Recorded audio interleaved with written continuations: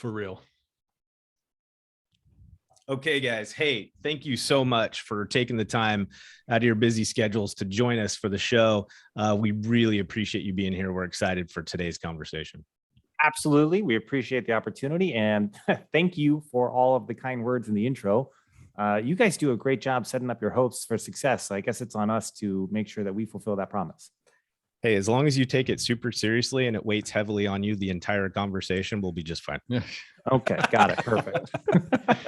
So I think where I want to start out is, Brandon and I were doing our usual snooping online, for our guests. So we're checking out your LinkedIn profile and Googling all the juicy bits about you guys.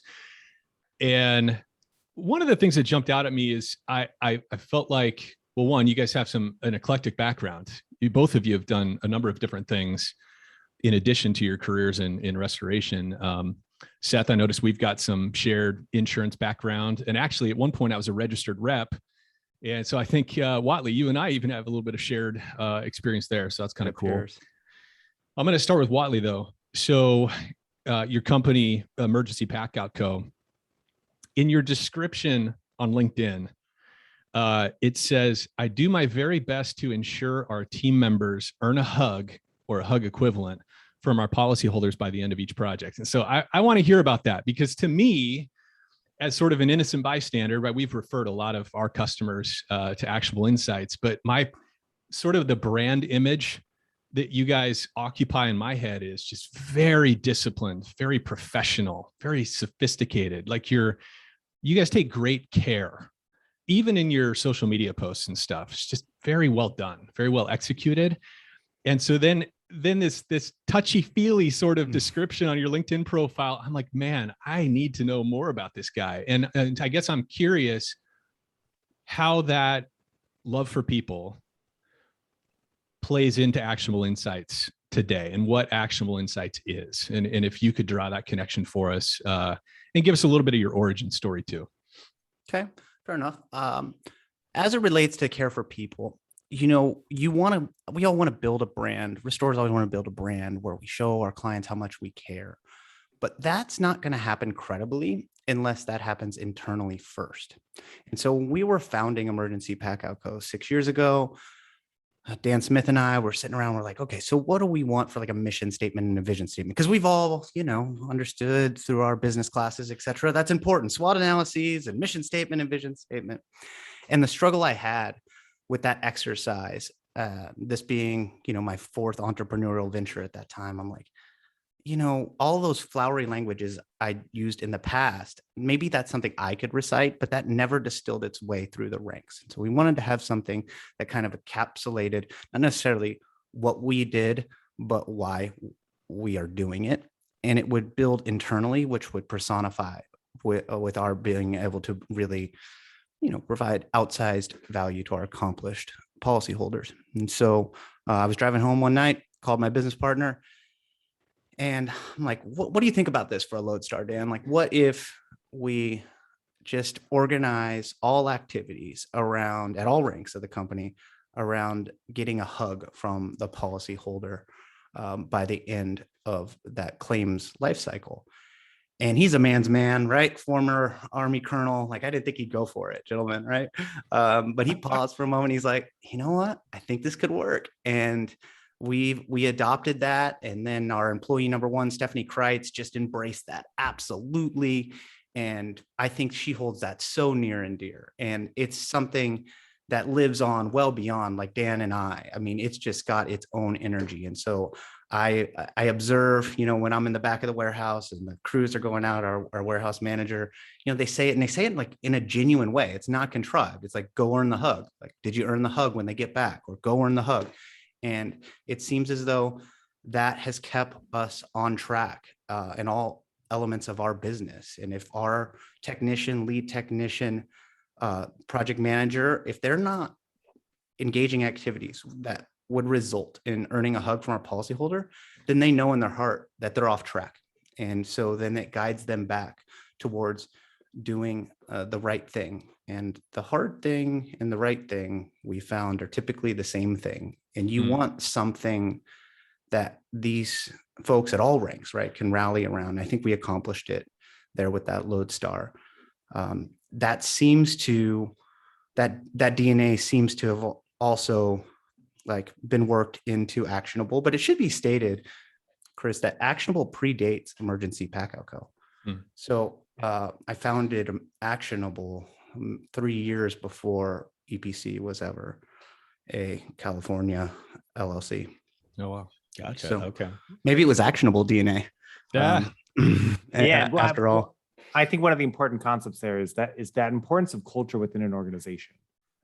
When everyone has that guiding star, that North Star, the lodestar, they have that mantra that they can repeat. It's not a mission value statement with A, B, C, D, E with every alphabet, beta word, something like that. It's an easy thing to do. And I've heard Stephanie and her team talk about this. They were the ones that actually introduced me to this concept about why do we want our employees to earn a hug? Their general sentiment is the money on a claim will take care of itself in some way. We've got people that estimate and invoice. We've got collections. We've got project managers, right? They all have their jobs and they're going to do their jobs well. If everyone's doing their job with the idea of, I want to get a hug at the end of this, then generally the job is going to work out for itself. And you can see that in their Google reviews and whatnot. I think it's fascinating that Emergency Packout Co. as a contents company has almost 0 negative reviews. And why do I think that's fascinating? Contents we've seen become a more important part of every claim. The property insurance ecosystem was not designed for banks and mortgage companies to own every home, but that is kind of where we're at now. And so people don't actually own their homes, but they own the contents within the home. Therefore, contents has become more and more important. and people have more stuff. They have nicer stuff than they used yeah. to in the 70s, right? Yeah. Is if you can get the contents right, if you can take care of the stuff that people actually care about, the rest of the claim will generally go smoother. It's just that simple. They don't they don't like their walls being cut up and fire damage and water damage. But if you can at least assure them that, hey, we're gonna make sure your stuff gets taken care of, everything else will take care of itself. So that drive behind a hug is great. And that's something that culture, that idea of the mantra that everyone can believe in is something that I've tried to bring to Actionable Insights as best as I can as executive director and leader of the team here. Because you can't do great work without it. Where I picked up, Whatley, you and I refined this idea when we read, or we're audiobook guys, we listen to a lot of books, Competing Against Luck by Clayton Christensen. In that book, we learned a lot about the concept of the job to be done. If you're going to create a market, a product, a service, you need to identify the job to be done here. And for the contents company, it was, we need to take care of people's stuff. We need to take care of the people. They've got chaos. They're working with an adjuster and a contractor and all these parties. They may not be in their own home. Let's at least just take care of the stuff that they care about, and then everything will go from there. So that was how they put into words their job to be done, such that the team can get motivated and know, what track am I supposed to follow every day. One of the things, this marries so well with one of the mantras that Brandon and I mean, we've said it so many thousands of times now, is the way we make people feel is just as important, if not more important, than the nuts and bolts of the service that we're offering, right? How we make people feel in the process. And that's kind of what I hear when we talk about earning a hug, right? That's that meta behavior that's happening throughout the entire claims process. How do you feel like, how do you guys apply this at Actionable Insights, Seth? Because I mean, you guys are generally providing very technical training services and stuff like that. Like, how do you earn a hug from your clients at Actionable? Yeah, that's a good one. I don't fly into many contractor shops or carrier leadership organizations and go for a hug over a handshake. It'd be a little strange interaction, especially now. Did you COVID prior times. to COVID or nothing like that. I have to identify my own job to be done.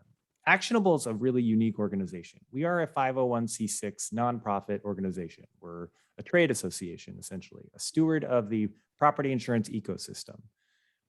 Our board is made up of contractors and adjusters. We are as neutral as we can be when the content we put out around estimating and invoicing.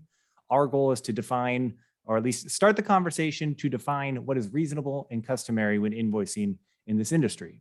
Most people are self-taught or peer-taught in this industry when it comes to the estimating softwares that exist. And so what is my job to be done? I'm not a consultant. That's not what our organization does. I am not a contractor. I'm not an adjuster. I'm an educator. I'm a teacher. My job to be done is to help people understand things that may have historically frustrated them in the past, or how to really present what you're doing in a way that everyone around you understands why you're doing it the way you're doing it. Estimating in restoration used to be as simple as grabbing a yellow piece of paper, writing 3 line items on it, putting a price next to it, handing it over and getting paid. But now we have thousands, tens of thousands of line items in various softwares that you have to master and learn how to present. And then you have the industry around it with third-party administrators, TPAs and program works. Like, that's a new development in the last 10 years where you now have another layer of justification to get through in order to get paid fairly for the hard work that you're doing as a contractor. So what is my job to be done? My job is not to come in and tell people what they should be doing. My job is to be an educator and show them what's possible, show them the best practices. If I can create a learning environment, like, that's a big part for me. I'm fairly young, I think, for the industry, like, relatively. I'm often teaching people twice my age that have been using the software for as long as I have been alive, which can be a weird situation to be in. No pressure. Yeah. Yeah. No pressure. Like, hey, sorry that you've been doing it for 30 years. You've been doing it wrong. And here's why. Right? That's really hard. That cognitive dissonance, guys. So often when we're like, hey, you are leaving this warranted line item out every time you are installing a countertop, and they resist it. It's like subdecks. No, you can't charge for. I'm like, there's a line item for it. Are you including plywood underneath your? Yeah. Okay. Right. That is really difficult. Sometimes we've taught shops that are doing $80 million and have forgotten, like they used to, but just charge for project management hours. And we're outlining, like, the difference to your bottom line is fantastic. And that's going to resonate value and deliver value to all elements of the business. Actionable is all about the bottom lines. There are a lot of coaches, consultants that focus on top line, and top line's hard, and it's really important. And there's a lot of skill sets that need to be developed around that. But, as teachers, very different than coaches or consultants, like, we're focused myopically around the bottom line, never top line. Right. And that's where I'm just mystified how often, like, there's an inherent resistance. Yeah. Right. To, like, wait a minute. No, you can't charge for project management hours. But Chris, back to your point of, like, well, how do we earn the hug? Just did this morning, man. There was a post last night on Xactimate Ninjas where we have, nearly 12,000 members. And, this probably pretty green estimators, like, why are these project management hours keep getting denied by these carriers? And you could just see, like, they were, like, passionately, like, frustrated and sad.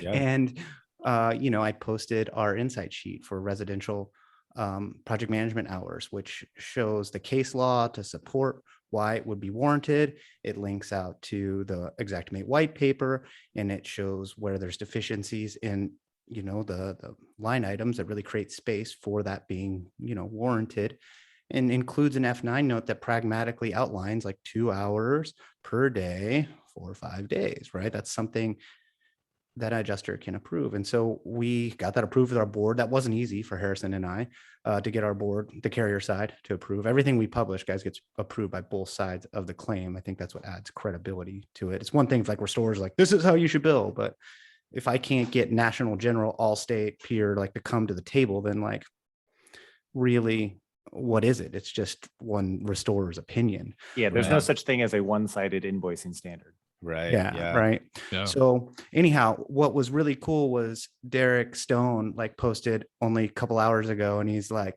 dude, Whatley's right. The Actionable crew has been out here, flown out to their shop. This is Sweet Shop Midwest twice.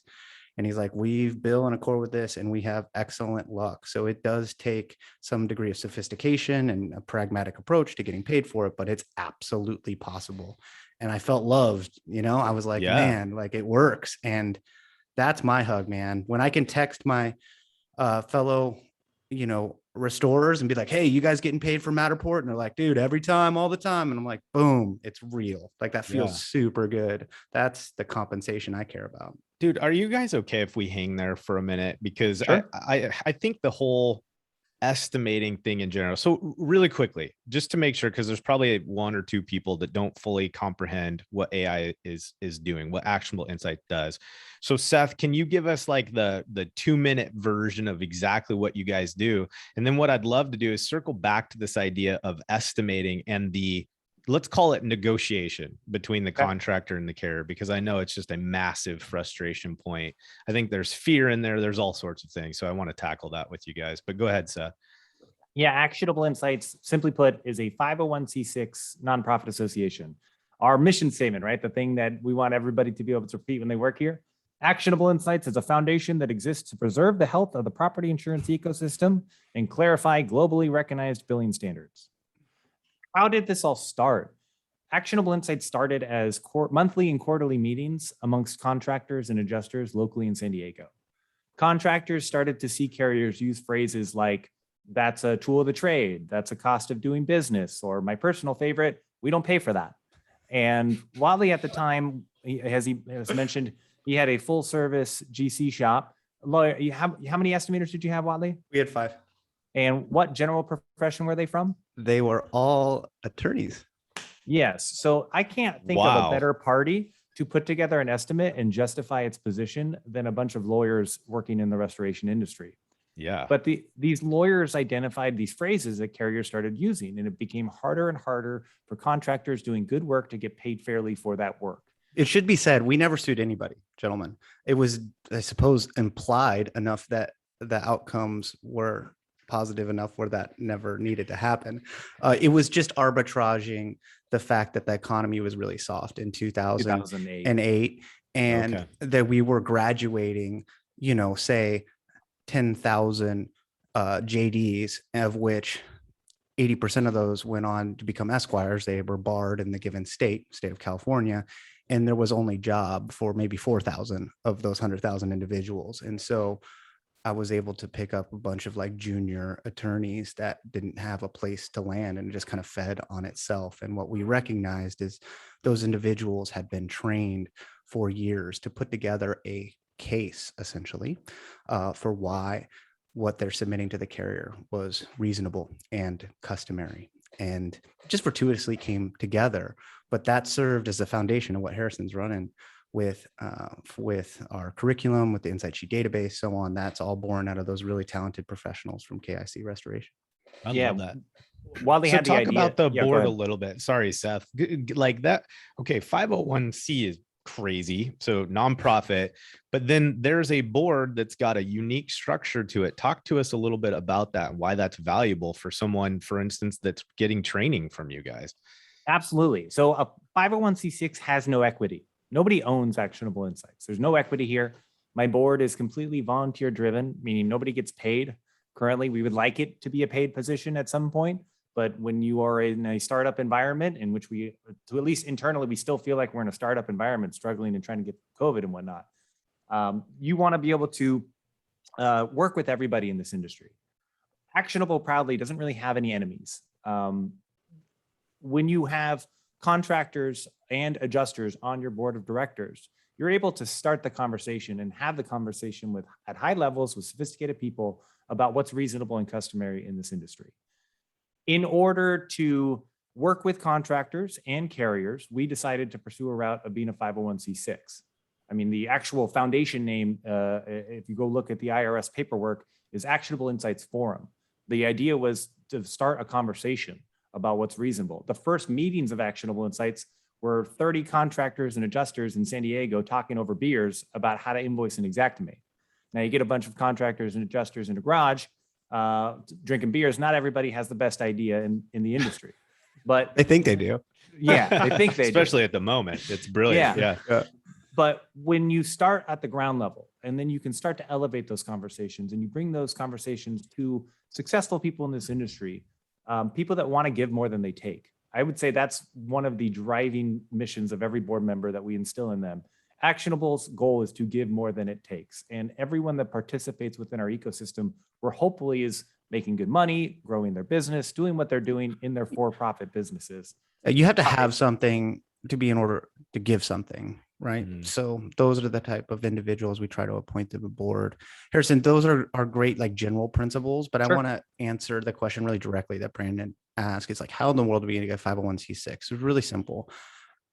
we had come to the assumption that we could never develop a invoicing standard if it was just from one side of the claim. So we needed to invite carriers to the conversation. So we had some relationships at the carrier level, and we said, hey, would you like to be a part of this? And they said, well, let me run it up the chain. And then the chain said, well, you can't participate in anything that would be a for-profit entity. It would have to be a non-profit entity. And so we're like, okay, well, we know that we need to get carriers to the table in effort for this to have staying power. And in order to get carriers to the table, it needs to be a non-profit. And then fortunately, I had a relationship with the Deputy Attorney General, who's still on the board today, Tim Vanden Heuvel.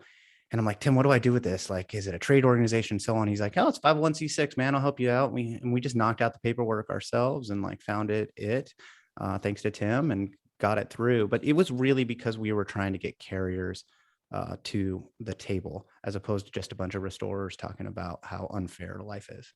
Yeah, which is powerful on a lot of different levels.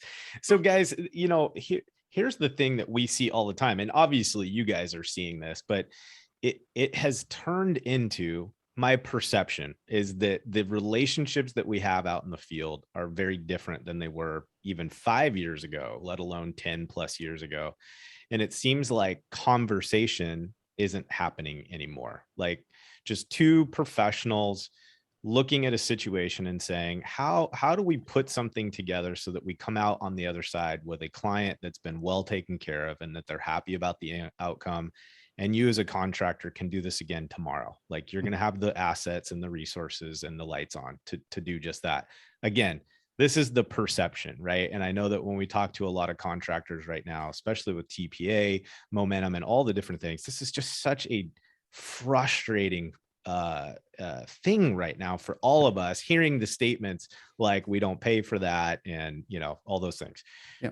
What, as far as this conversation, from what you guys are seeing, because you're out meeting with contractors all the time, you're hearing the stories, you're providing this really awesome training on how to empower them to be better at it, but what are you hearing? Is this fear factors? Are these things like, is it carriers preaching certain agendas that's then driving the behaviors of adjusters in the field? Is it contractors fearful to step up to the plate or push on certain things because they're afraid they're not going to get paid? I mean, you get it, right? You kind of see where I'm coming from there. What are you guys seeing?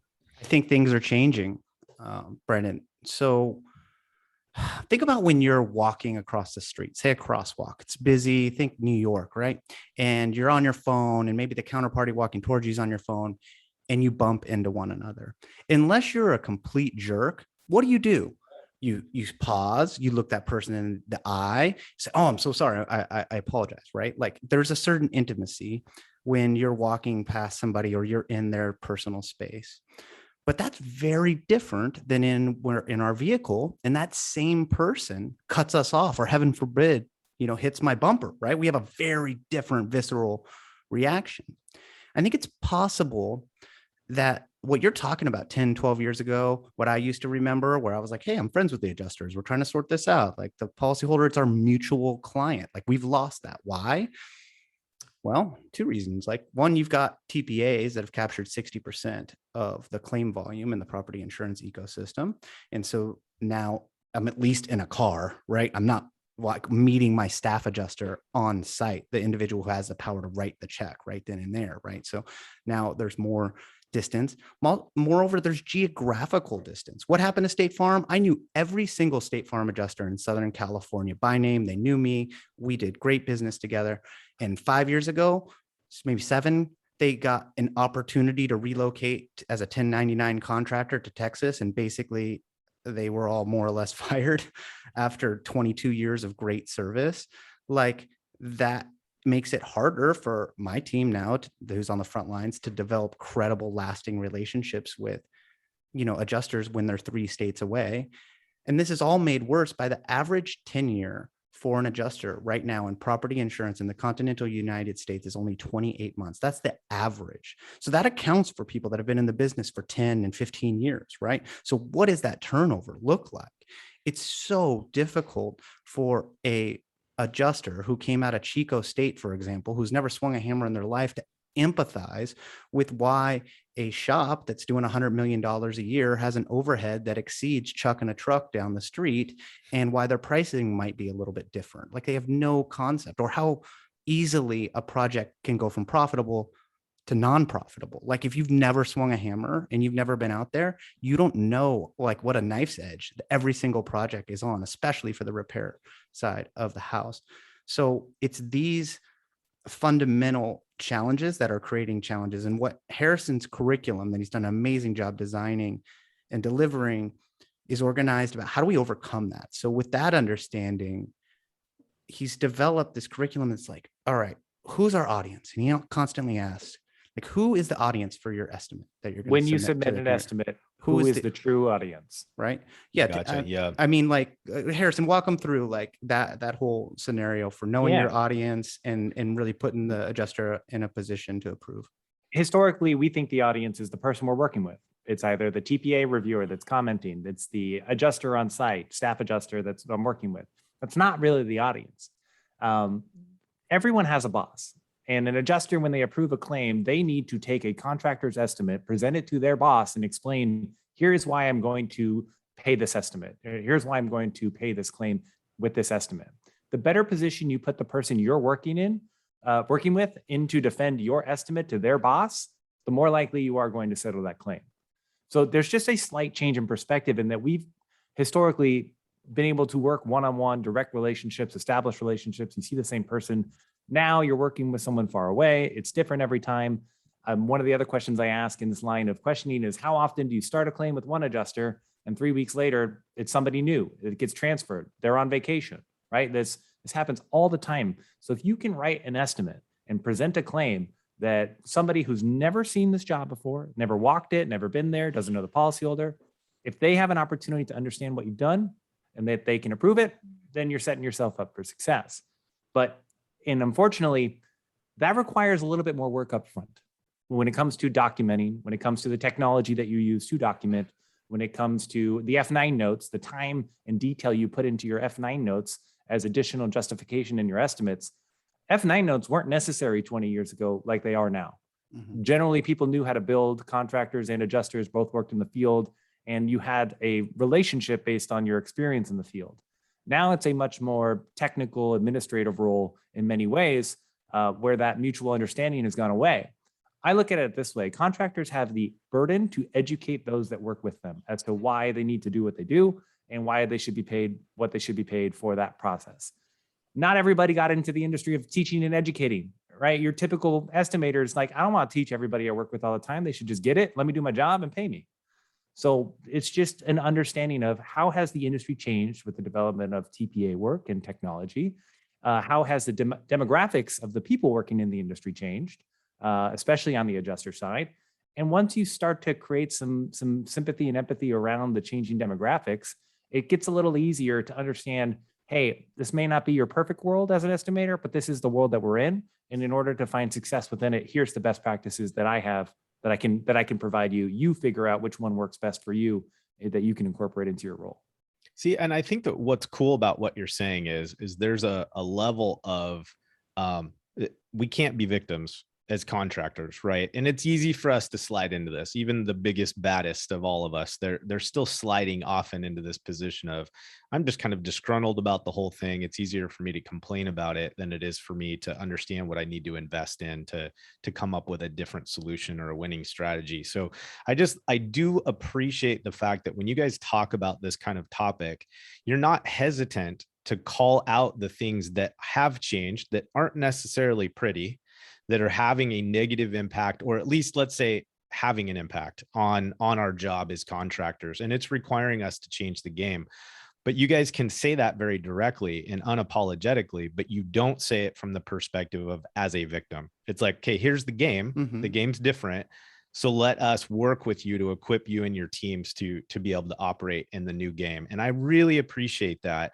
You know, one of the things I'm also hearing you guys talk about though is what it takes to be an estimator is changing. Like the mentality, the natural wiring, the skill set, the competency level is changing. That's going to affect what we pay. That's going to affect who we're looking for. That's going to affect all these things, to include the investing in things like training being conducted through AI. It's almost becoming to the point where it's not really optional. Like, we need to be sending people to trade schools almost, if you will, to something like this, where we're elevating their competency level so that when they do submit their scopes, when they are submitting their estimates, they've done everything in their power to be the easy button for that approval process. Not giving it away, the two very different things, but just making that sheet more, I guess, realistic or more supported. So talk about that a little bit with you guys doing the traveling that you're doing, with the educating and the training that you're doing. Seth, what are you seeing in the field? Like, what does an estimator look like? Who's that target that we're going after? That's super interesting. So one of my favorite parts, right? Not a consultant, I'm an educator. I have seen every kind of personality that can be an estimator. You can meet the 6-year-old dude that's been doing it for 30 years, knows every line item off of memory, right? He's going to be a great estimator in his own way, but he's got things to work on. Then you've got the 20-year-old that's kind of in college, maybe not, is a big computer, like grew up with computers and whatnot, and just technology is natural. They may not have a building skill set, but they have a technology and they can understand the software well. Often what we found is you pair one of the seniors with a junior like that, and you have them write estimates together, both of them get much better quickly. But you said something about what it takes to be an estimator is changing. I like to put it this way.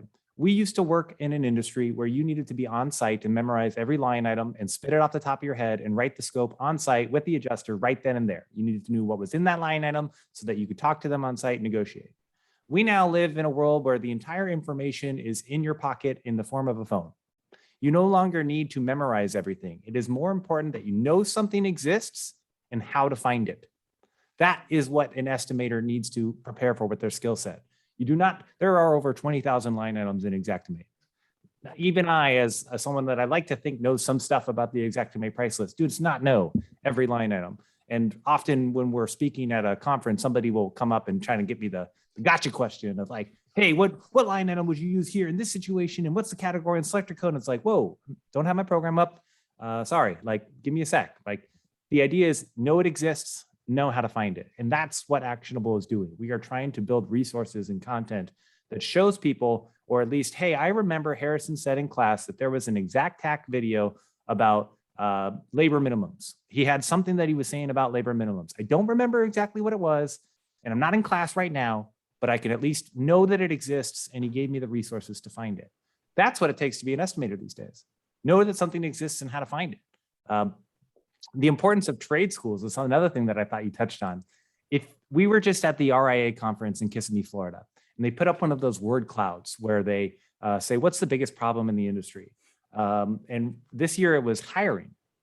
Almost every single contractor client that I know of is having a hard time finding people, whether it's a technician or certainly estimators. My personal opinion, project management is going to become the most important role in this industry, one of the hardest to hire for. The ability to know how to build and the ability to know how to execute against time and budget is an incredibly difficult skill set to master.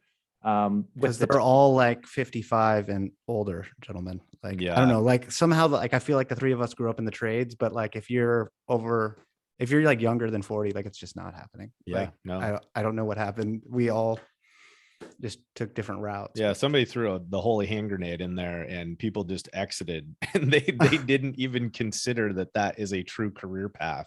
Yeah. And I don't know, I think it's probably one of the best platforms for rags to riches stories is to come into this industry and walk through this as a true career path. It's amazing what's available to people. But that starts when these kids are 12 and 13 years old. And I think folks like you, with your voice, you have an obligation to make sure that we don't demonize individuals that want to come out of high school right into a trade school. And that also means people like Jeff and Ryan Moore at ATI need to step up with ATI University and really develop a credible 2-year curriculum where somebody can come out after 2 years and make 78 grand. And anybody in the country is going to hire them. Oh, you went to ATI University for 2 years?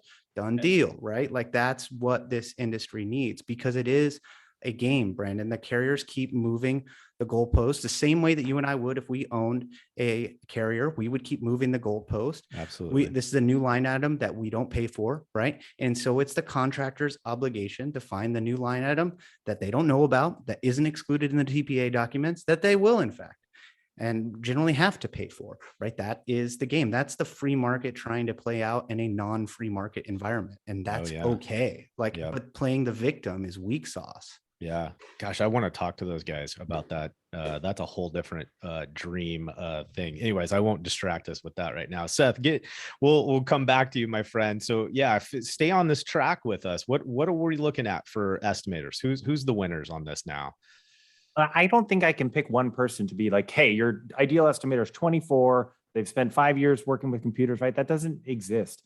What we're seeing, look at the companies out there that are working with geospatial scanning, Matterport, DocuSketch, that are investing in computer vision, right? I read an article last week about assisted automation is coming to every industry in an incredible way, and we are sleepwalking ourselves into it. Those that have been investing in geospatial scanning and are flying companies like Actionable Insights out to talk about the future of the industry have been preparing for what's happening right now. When you look at the development of the industry, it's going to be important that you embrace the tools and technology that are coming. Sometimes it's self-adoption as a contractor or a carrier. You look into technology and decide to adopt it yourself. Other times it's mandated adoption. It becomes a requirement to perform a geospatial scan in order to process a property insurance claim. If you don't think carriers aren't looking at companies like Matterport, figuring out how they can incorporate that technology to reduce their own administrative claims costs and whatnot, you're not seeing what we're seeing. Because and it's also to manage fraud, waste, and abuse, right? Sure. Like Matterport's becoming the eyes and ears for the carrier, and that's the function of the IAs for the last 20 years. But I think that might be coming, overcome by events, is now a contractor equipped with a Matterport camera really becomes the eyes and the ears for the carrier. Can't manipulate a geospatial scan. Right. Yeah. Yeah. So technology like this is what an estimator needs to adopt in general. Just, you need to be prepared. The traditional method of taking a bunch of photographs, measuring everything by hand, transposing it into a sketching software, those days are minimal. It's still possible. It's still necessary right now during this transition, but the unassisted sketch process and a lot of the technical hand skills of Xactimate will be alleviated over time. That's just a natural development. So what is an estimator? Estimator is somebody that's curious, primarily. I was asked as part of the R&R Ladder Award nomination to talk about my guidance for young people in this industry. And it's show up, work hard, and be curious. It's that simple. The more questions you ask, the more you'll learn. If you're not actively looking for education or resources, Whatley mentioned Xactimate Ninjas. It's a Facebook group that we are moderators of, where 12,000 contractors and adjusters are asking questions every day about how would I sketch this? What line item would you use here? How would you justify this in Xactimate? Right? Those are the kinds of people that will find success to me in an estimating role, because it's not so much about mastery and memorization. It's going to become understanding and curiosity. Yeah. But I think it's going to be easier, Brandon, to hire for estimators moving forward, because there are going to be digital assets that they can call on to help accelerate their learning curve. What I have not figured out is how in the world to hire project managers that can run a repair job. Like, how in the world do you put a training curriculum together for that? I just don't have the clarity. And what's actually odd is that there's an inverse relationship between tradesmanship and maybe attention to detail, especially as it relates to administrative tasks, right? And so your better builders really hate paperwork, okay? And whether it's paperwork or whether that's Accelerate or Encircle, they hate that too. Both of the two names I threw out there have done a lot better job to make it easier for those individuals. But let's be honest, they're still not that pumped about getting that app out.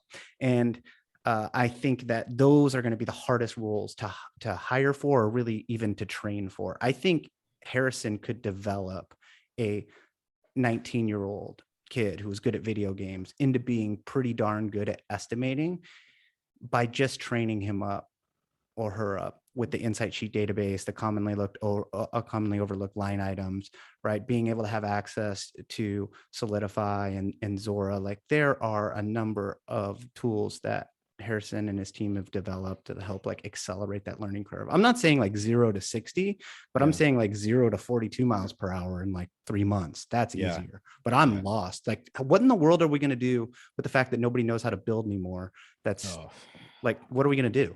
I don't know. It sounds like ATI might be working on it. So we got to talk to those guys, because they're our only hope, man. It's that is a massive mountain to get over for certain. You know, I think one thing, Whatley, you and I have talked about, repair estimating is more difficult than mitigation estimating. There are 2,000 water mitigation related line items that people use on an everyday basis. There are 10,000 repair line items. So even though you can find know that it exists and know how to find it as a resource when estimating, it still takes time and practice to develop that mastery. So it's just, there's somebody out there, Whatley, that's going to hear, oh, you can take a 19-year-old and turn them into an estimator. And they're like, BS, not real. You can't do that. Well, you can if you cross train, like you talked about earlier. That's how you solve it. And that's what we train to. We talk about the checklist that you developed. Yeah, we have a peer review checklist that we often incorporate into private training engagements, something that we develop with the group, like all the estimators that we're training. They decide what they want in their checklist. And the idea is the junior estimator, let's say, writes the estimate. Then they will provide their estimate, a Matterport scan, and that checklist to a senior. A senior will review the scans and go through the checklist to make sure that everything is included in the estimate that it should be.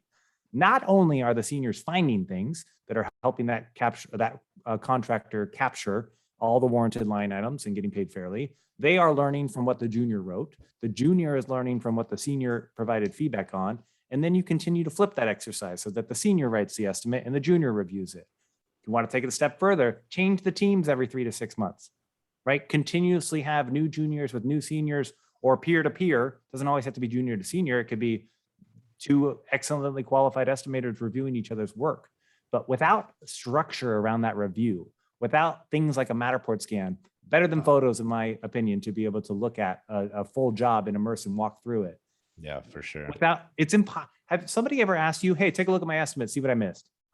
Well, right? It's not going to work unless you align their interest around their compensation. So what we used to do at KIC is we would say, all right, if we're going to give up 5 points to the estimator on this job, the individual who reviews that sheet, they participate of that 5 at, say, 1.5 points, right? And so you align the interest, but because everybody's busy, right? Mm-hmm. Chris, nobody wants to read your sheet just to read your sheet, right? That's going to be cool for like a week.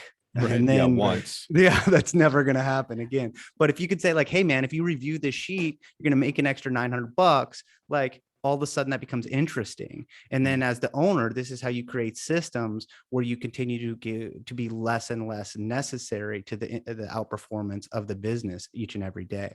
Feeds on itself. So you guys, I'm totally, I keep looking at Chris because every time he begins to say something, I'm like, I got a question.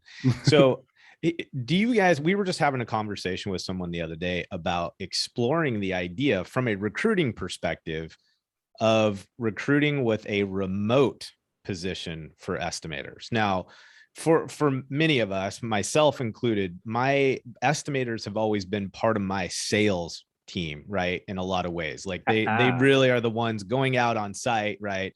Securing relationships, securing signatures on contracts, things of that nature. But when we see everything, for instance, that you guys are teaching folks, the Matterport usage, what a powerhouse tool that's been fully, getting fully adopted in our industry. But now that estimator role is different, like if we're thinking capacity, if we're thinking it's hard to hire these roles, we want efficiency, we want, scale, right? Yeah. Production. It doesn't make a lot of sense to have these people running all over the woods and back when they can just look at a scan from a Matterport, dashboard and really have, what they need to write these sheets. What do you guys see there? What are you hearing as far as buzz about this idea? Well, I like to prove things out before we teach and train them. And that's what's been really awesome about being a restorer and having businesses where it's a peer relationship. It's like, hey guys, this worked for me. Like you can come fly into San Diego, audit my financials.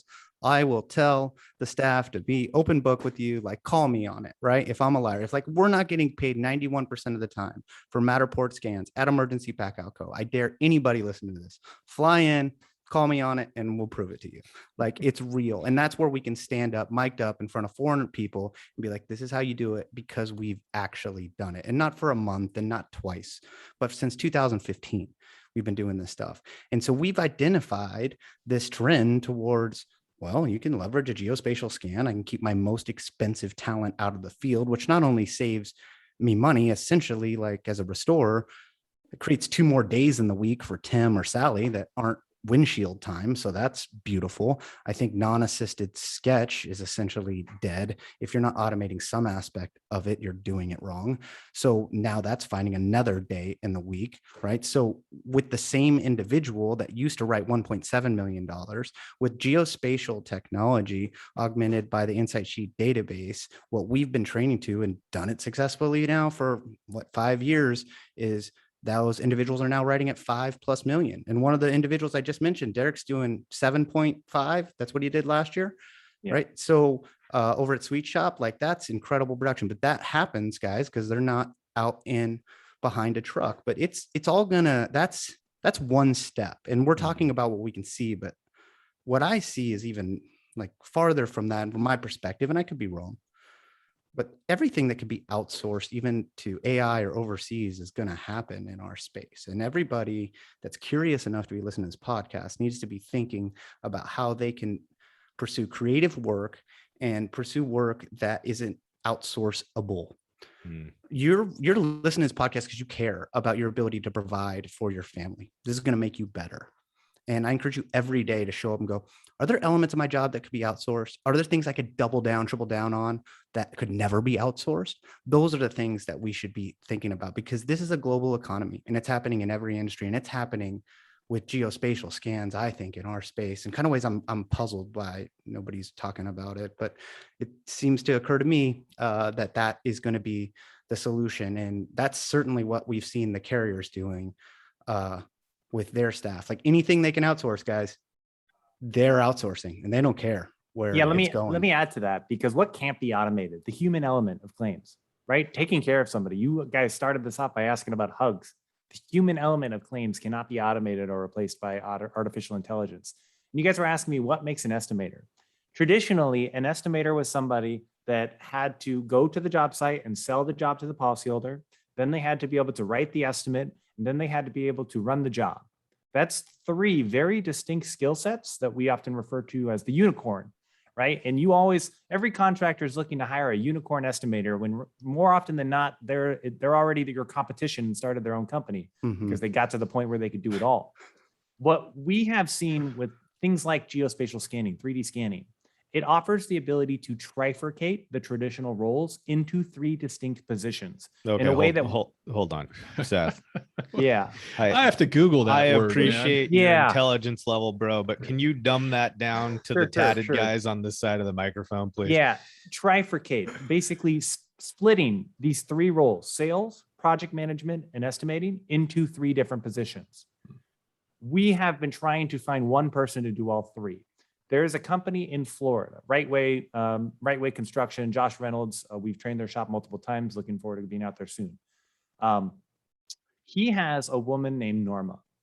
Norma looks like she is straight out of the 60s and 70s. Every morning she puts the hairspray in and she walks around Florida selling jobs like I've never seen someone sell before.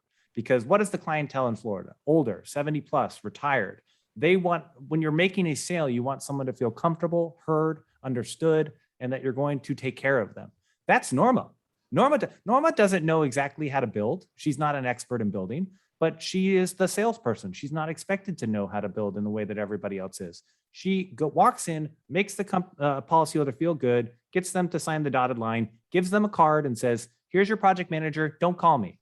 Obviously, you can call me if you need to and you can't get a hold. But if you're calling me, we have a problem. You need to talk to your project manager. That's the person that's going to be your contact throughout. Then all the information that she gathered, being a Matterport scan, job notes, whatever it is, that goes to a remote estimator. That estimator's job is to look at the job information and put together the estimate. They submit the estimate, they negotiate the estimate, and then they hand it off once it's approved to a project manager whose only job is to focus on project management and making sure that they're taking care of the contractor's customers at the end of the day. That sometimes, in order to get to like a $1 million a year, $2 million a year in revenue, you need unicorns. You need people that can put on every hat and do it all. But if you want to graduate from the $5 million to $10 million shops to get to 20, 30, 40, you need to find specialization, efficiency. And this new technology like 3D geospatial scanning has given contractors and adjusters the ability to find specialty. And one thing Whatley and I talk about when we train, we've heard for years this idea of do what you love and you'll never work a day in your life. I don't really believe that. My much better, at least in my opinion, better way to say it is do what you're great at and you'll love what you do, right? We naturally want to do what we're great at. Ask any estimator that's currently doing sales and estimating. They like one more than the other. They may just want to do sales, but they have to estimate because that's part of the job. Yeah. They may just want to estimate, but they have to go to the job site and sell it because that's part of their current role. So what you're seeing is a change in the opportunity that people can specialize in a particular skill set of what they're great at. And generally they're enjoying what they do more because they're doing what they're great at. And they're more productive. I love it. Hey, so can I want to sort of dive a little bit deeper on this idea of maybe some of the soft skills involved. And you guys have this unique position where you're in constant conversations with both contractors and carriers, including adjusters, right? And I'm curious, as the role of the estimator has changed, and also even just the process, right, of working with the adjuster to get estimates approved and so forth, what, from feedback you've gotten from adjusters, what are some things that an estimator can do in the course of doing all the appropriate technical steps, right? Covering all the technical bases in terms of the proper F9 notes and line items and all the things. What can they do to affect how that experience feels for the adjuster to actually build some affinity with that adjuster that they may never, ever meet in person? Great Remember that question. one? Yeah. I mean, when I started as an estimator in this industry, I was a program estimator specifically for nationwide claims for a contractor in San Diego. My job was to wake up every day and go to war.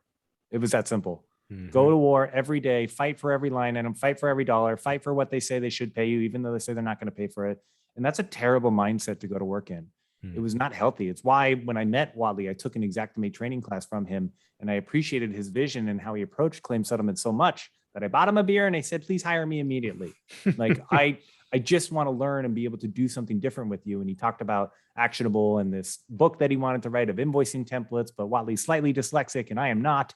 So he needed some help. Harrison's a heck of a writer, and I am not. He needed some help in writing that book. But what I have seen and I have experienced is that frustration grows. Nobody wakes up one day, starts a contractor shop, brands their first truck, buys their first tools, and says, I can't wait to screw over my customers and the carriers. Nobody starts with that mantra. They're excited. But over time, you get beat and beat down, and mistakes happen, and you become jaded very quickly and very easily. When you're training with Actionable, one of our goals, one of the very beginning, is throw away everything you know. I'm sorry, but just throw away everything you've been told no to for the last 10 years, because we are going to talk about Xactimate as a fundamental philosophy. And then we can talk about its strengths, its weaknesses, how to justify when to deviate. But when you are in claim settlement, this is unfortunately at times a volume-driven business. I don't know many estimators that don't have too many claims on their desk to write, right? There's too many customers, too many claims, too many estimates. There's too much to do. Well, they've succumbed to the biggest lie ever told to the restorer is you'll make it up on volume. Right? So this Man, is you guys where- are hitting some hot buttons. Yeah. Wow. Yeah.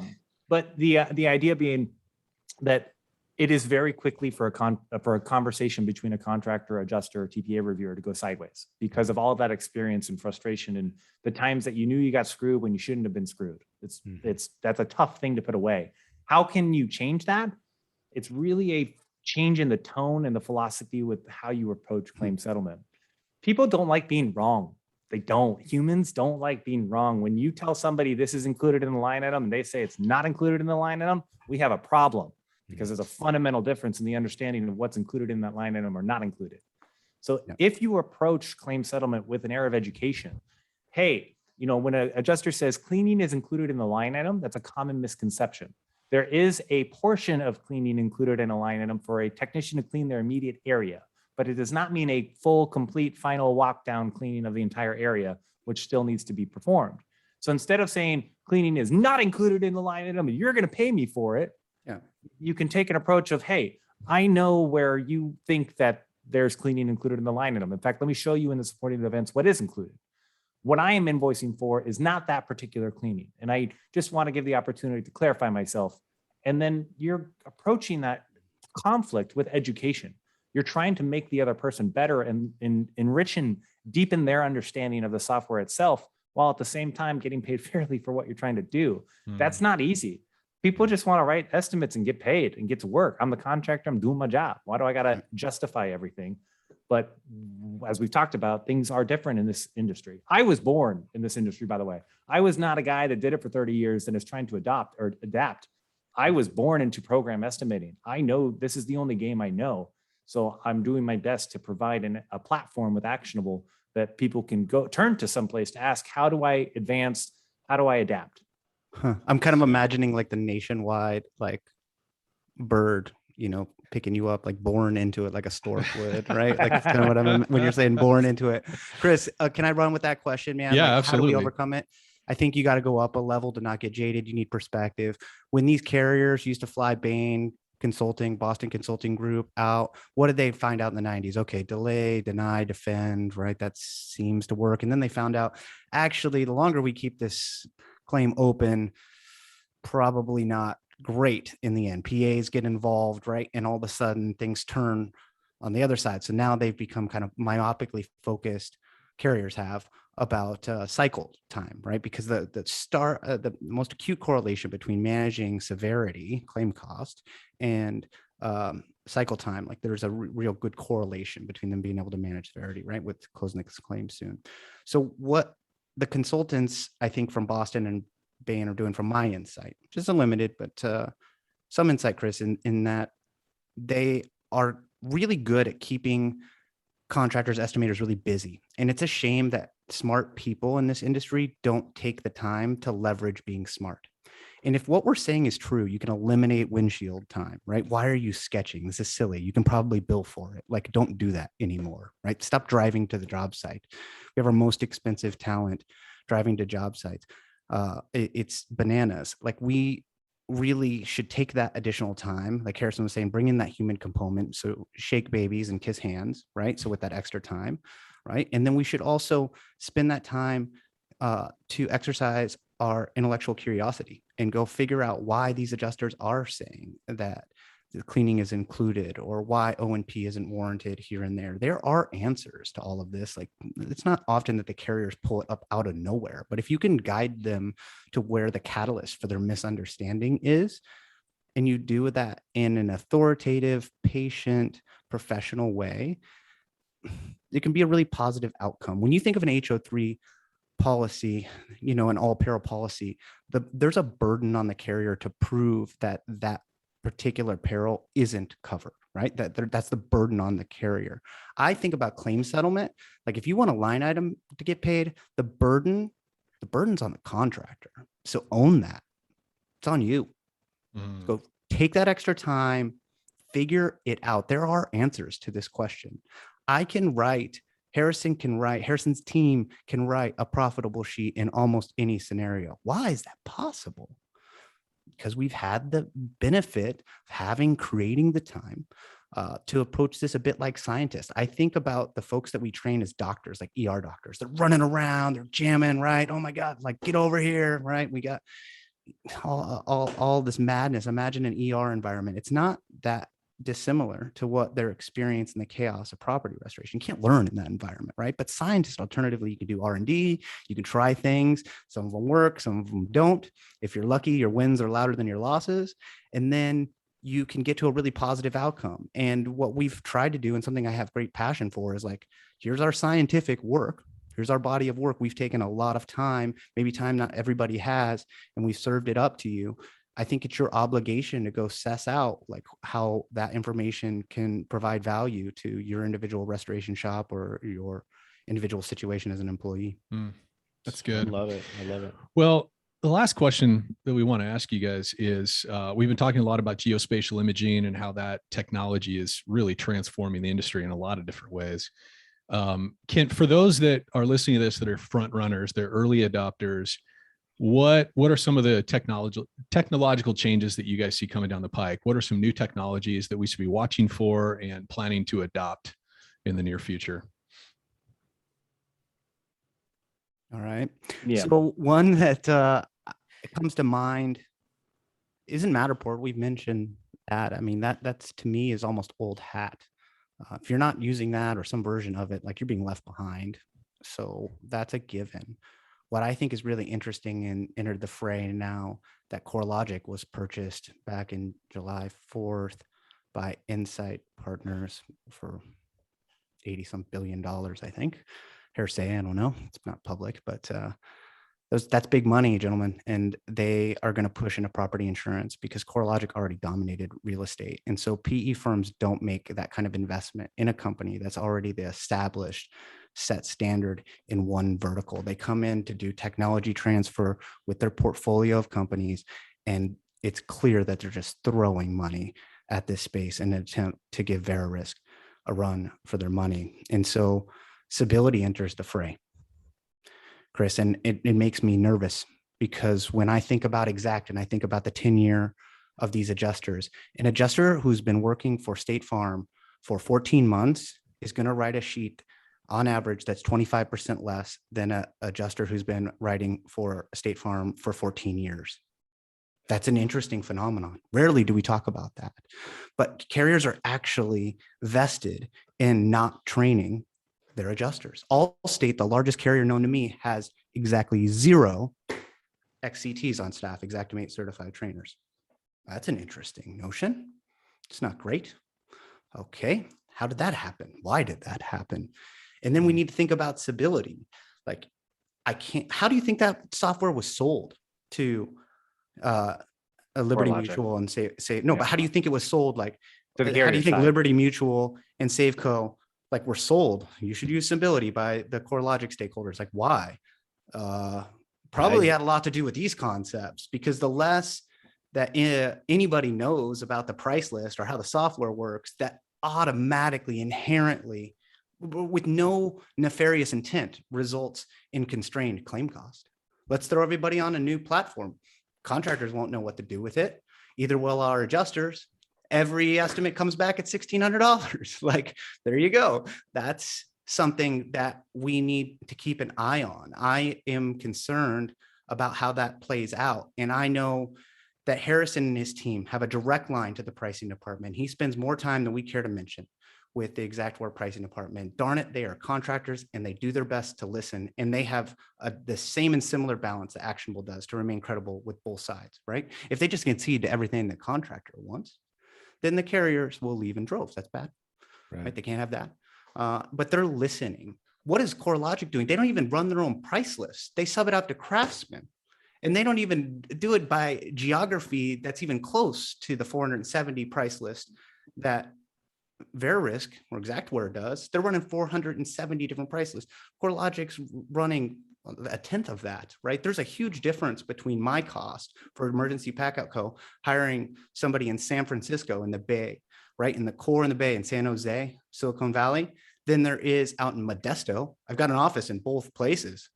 It's like half the price, right? For that, I can hire somebody and keep them engaged, so on. So if we were running price list over here with craftsmen that are covering, I don't know, Northern California, I could see that'd be a problem. Moreover, if you're a restorer and you want to like lobby for what you know to be fair and reasonable, how the heck do you do that? That has me very concerned. I actually love that you went there. I wrote a note. One of the notes I had on here for wanting to talk to you guys about was that idea of Symbility and what this CoreLogic purchase means and the relationship with next year. I mean, there are some really interesting things happening in terms of data, and Rachel Stewart at Accelerate certainly been part of that conversation. I think CNR, I think many are starting to approach that. But I hear you, and I hear passion in what you just said. I mean, there was fire certainly behind what you said. So anyways, I don't want to derail you, but guys, if you're listening to the show, there's been a lot said already in regards to just really great leadership practices and in the right mind space to be as restorers and to be the stewards of our estimating practices. But on top of that, we cannot ignore the very significant shifts that are happening in our industry that are being driven by PE. There's a lot of money that wants to make its way into a very strong economy resistant industry, which is the one that we survive and live in, right? So this is interesting stuff for us to be paying attention. So anyways, go ahead. I don't think it's all bad. I don't think the Yeah. PE money is all bad. I don't think the data play is all bad. And this is a position that's seemingly unique to myself. I think that a lot of people are concerned about the data. I think the data that CoreLogic probably just picked up, it's probably low fidelity and it's probably not super organized. Like that wasn't a data analytics company. Harrison's team has a lot of data. Is it really highly curated and high fidelity? No, that's not our job. We're not selling the data and analytics. And if you're a software company, you might have some data, but it's probably not super high fidelity. I don't see that as a problem. Moreover, I think what you would find if you really got to the nuts and bolts of the data is that restorers aren't making as much money as they either think they are or they like to act like they are. I mean, they make the ever-present mistake of running around in the $75,000 F-350 with the 7-inch lift. I'm sorry, guys, I love you, but it's not a great look when you show up to talk to the adjuster about everything you feel is needed and warranted. Moreover, you're hitting it on the yeah, moreover, what do you think that does for your employees? Like there's a reason that some of us choose to drive certain vehicles. Like that's not great to show up to your staff that, you know, you're paying what you can pay them. And this is what this industry affords, let's say, but they can't afford to pay attention. They can't even imagine what it's like to have a $70,000 truck. That's not doing anything good for you. That's totally antithetical to what we need this industry to be. And so I think we all need to grow up and we need to take some responsibility. And the PE money is actually going to require that that happens. So I think that some of the PE money behind a Jeff Moore or a Mark Springer or a Heitman, like that's not necessarily awful because they're restorers at heart. And that might give some really powerful individuals the ability to hold the line on what's fair and reasonable. What we need to be mindful of is what happens when PE money is on every side of the deal, from owning the carrier to owning the software to owning the contractor. What they want to profit in every possible scenario. So climate change is real, we profit. Climate change, not real, we profit, right? Like that's where I'm concerned. We're already constrained to not really a free market because of a price list that's issued by Xact. That only gets worse if they own all sides of the deal. But that's not something unique to property insurance, gentlemen. I mean, any insurance is like that, right? Health insurance is like that. Mitchell International on auto, they're the main price list. That's what matters. I mean, it's not a free market when you're in the insurance ecosystem, and that's okay. But we need to create space for the free market to attempt to play out where we can move the needle. With the game we talked about, the goalpost, the carriers move the goalpost, contractors got to move the goalpost. We don't want to whine about it, right? We want to show up to the game ready to play. Right. That's how it goes. But good enough to beat the PE ref. owns all three sides, gentlemen. I don't even know if there's a game anymore. I think we're all pawns. I don't want to go there. I don't want to go there. Okay. I got a lot of week to work through. All right, Whatley. I don't want to go there. Hey, we want to be super cognizant of your time, you guys. We appreciate you. I will say that I think that this was one of those shows that from an intellectual level, it was high, and nothing on our end, of course, but what you two guys brought to the show. We do transcripts for all our shows, guys. If you're listening today, you're going to want to go back and dive into some of that. More importantly though, gentlemen, where are we sending people to connect with AI? Because you guys offer a lot of resources that are extremely valuable to our listeners. If you're in the disaster restoration industry and your team is providing estimating services, this team here at AI needs to be part of the toolkit. So where are we sending people, Seth? And then we'll add it in our show notes. Our website is getinsights.org. It's as simple as that. All of the content that we're putting out there for estimating, invoicing, Things like the Insight Sheet database, over 3,700 pages of invoicing templates with example line items and F9 notes. The commonly overlooked line item. I mean, one thing we didn't talk about a ton today is Actionable's been quietly building algorithms that help refine estimates or audit estimates. You'll see something next year in 2022 where we are coming out with an estimate assessment course. So you can actually submit an estimate and get graded. Where are you? Are you leaving money on the table? Were you aggressive? How was your formatting? Do I hire this person? Do I take a pass? Right? Like it's an assessment test for potential hires, or if you want to be hired. But the idea here is these are all resources, right? I talked about knowing that it exists and how to find it. Yeah. We have stuff. If you don't know about it, come check it out. Getinsights.org. You won't regret taking a look at what we have. Almost everybody takes something away from one of our pieces of content that helps pay for their annual membership, right? And that's just the kind of things that we want to be able to provide. We are a 501c6. We do not, we need money in order to be able to exist. That's how subscriptions and things help along the way. So if you're interested in Actionable and us pursuing this mission of providing a healthy ecosystem and providing clarification and reasonable and customary, getinsights.org. Yeah. That's maybe awesome. the Ninjas forum. Yeah, I like Yeah. that. Okay, yeah. Yeah. Xactimate Ninjas on Facebook. If you are on Facebook, we have two primary groups, Matterport Ninjas and Xactimate Ninjas, to learn all the things that you want to learn. I think the best part about those groups, Whatley, it's about 70% contractor, 30% adjuster.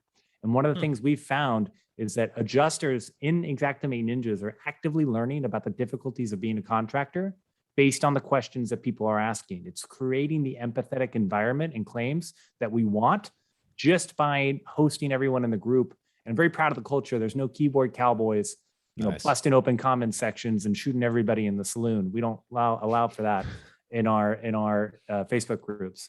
So it's self-policed. People care. People want to get better. And that's the spirit in which we tackle everything we do here at Actionable Insights. That's so cool. I love that. It's been really fun talking to you guys about what could be considered an otherwise mundane subject matter, right? Estimating, the estimatics, all the process stuff. But it's been a lot of fun talking to you guys, and you somehow are able to bring levity to it. And I don't really think that's us. I think, Chris, that's you and Brandon. Like, I just picked up your podcast and I'm a listener, and I'm not saying that about the other podcasts that are coming out in this space. It is really well produced, and you guys at Floodlight seem to have a fresh look at this coaching and consulting aspect that's so desperately needed in our space. And I love the fresh blood getting in here with a fresh approach. Like, it is time, and it's really refreshing to see. And I think you guys are going to be very successful. And I would like to participate in that J curve to the extent that it's ever presents an opportunity to do so. That's man, awesome. we Wow. only get better hanging out with guys like you. You guys in general, and Chris and I have talked about this, and this will be the the last compliment. We'll let you guys go, but I think people are hearing it in the conversation. This is not the Wild West. This is not fly by night cowboys. You guys are taking a very strategic look, and you're saying, okay, the game is going to change. It's going to constantly be in a state of change. What are we going to do to equip people to be successful in that ever-changing environment? And you're doing it well. So guys, if you're listening to the show, please do not do yourself a disservice. You've got to get online. You have to go see these guys. You have to go listen to the training and the things that they're providing, because it will change your game. We don't have choices here. This is the stuff that we have to elevate the way that we can play. And a big part of that is participating in what you guys are offering them. So again, guys, thank you. We appreciate you being on the show. And there is no doubt we will continue to follow you guys and hang out with you so that we can continue to be better. So thanks again, guys. All right. Thank you, gentlemen. Till Keep next building. time. See ya.